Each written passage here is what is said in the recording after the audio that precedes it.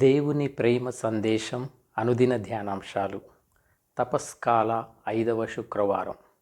నేటి సుశేష పఠనం యోహాను సువార్త 10వ అధ్యాయము 31వ వచనం నుండి 42వ వచనం వరకు.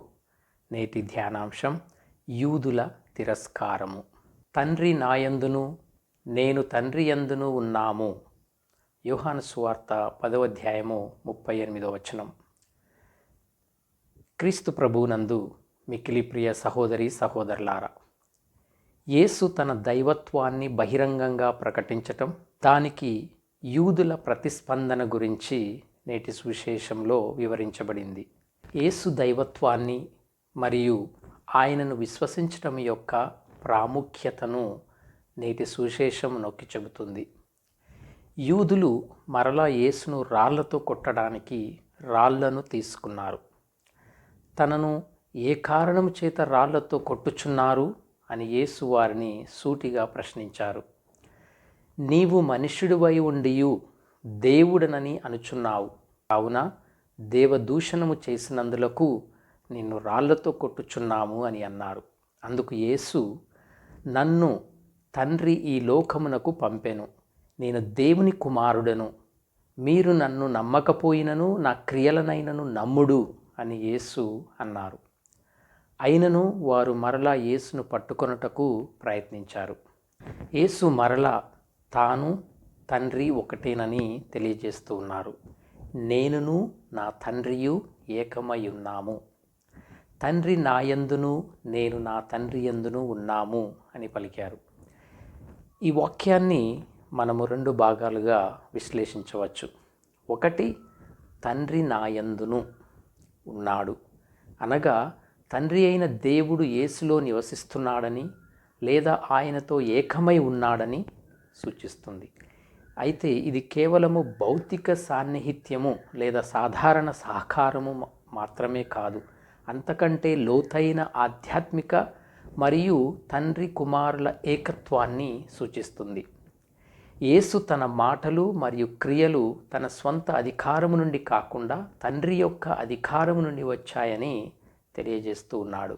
తండ్రి యొక్క స్వభావము, సంకల్పము మరియు శక్తి యేసు ద్వారా వ్యక్తమవుతూ ఉన్నాయి.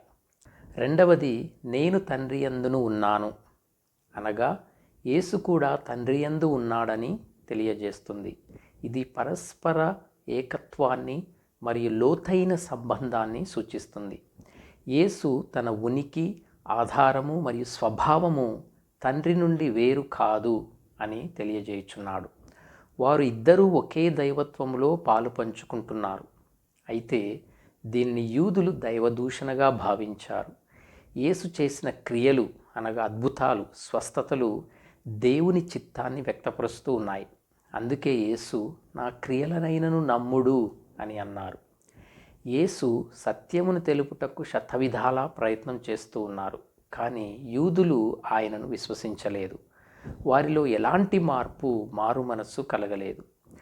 యేసు తన వాదనను సమర్థించుకోవటానికి 82వ కీర్తన 6వ వచనాన్ని కూడా ప్రస్తావించారు. మీరు దైవములని నేను చెప్పితిని అని మీ ధర్మశాస్త్రమున వ్రాయబడి ఉండలేదా అని వారిని ప్రశ్నించాడు.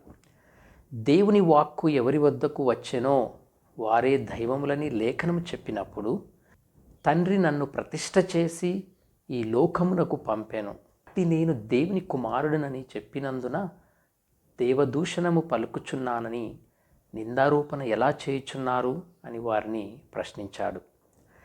తనను విశ్వసించటము ద్వారా తండ్రి ఆయనలో ఉన్నారని, ఆయన తండ్రిలో ఉన్నారని తెలుసుకోవచ్చు అని యేసు స్పష్టంగా తెలియజేస్తూ ఉన్నారు. నేను తండ్రి పనులను చేయని ఎడల మీరు నన్ను నమ్మవద్దు, కానీ నేను వానిని నెరవేర్చుచున్న ఎడల మీరు నన్ను నమ్మకపోయినను నా క్రియలనైనను నమ్ముడు అని అన్నారు.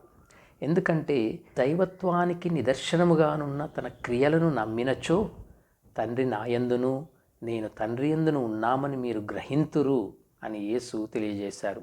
కానీ వారు మాత్రము యేసును విశ్వసించక ఆయనను పట్టుకొనుటకు ప్రయత్నించారు. అప్పుడు యేసు యొర్దాను ఆవలి తీరమునకు వెళ్ళి అక్కడ ఉన్నారు.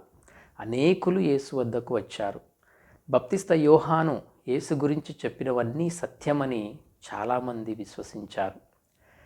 ప్రియ సహోదరి సహోదరులారా, పవిత్ర వారము, శ్రమల వారము దగ్గర పడుతున్న కొలది యేసుపై అధికారుల ఆగ్రహము పెరిగిపోతూ ఉన్నది. అయినను యేసు సత్యము కోసమే నిలబడ్డాడు.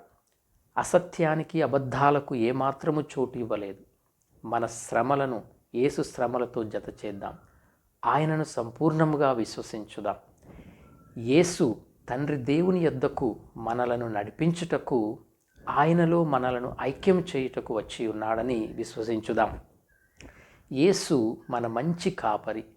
యేసును విశ్వసించటం ద్వారా మనము దేవునితో సంబంధమును కలిగి ఉండవచ్చు. కాబట్టి ప్రియ సహోదరి సహోదరులారా, యేసు ప్రభు ఏ విధంగానైతే తండ్రిలో ఉన్నారో మనము యేసు ప్రభువులో ఉందాం. ఎందుకంటే ఆయన మనకు కాపరి, మేపరి. మనము యేసు ప్రభులో ఉంటే మనము తండ్రి దేవునిలో కూడా ఆయనతో ఉన్నట్లే. కాబట్టి మనము ఈ భూలోకంలో జీవించే మంచి జీవితము ద్వారా, సుమాత్రకమైన క్రైస్తవ జీవితము ద్వారా దేవుని బిడ్డలుగా జీవించడానికి ప్రయత్నం చేద్దాం. దేవుడు మిమ్ము దీవించునుగాక. ఆమేన్.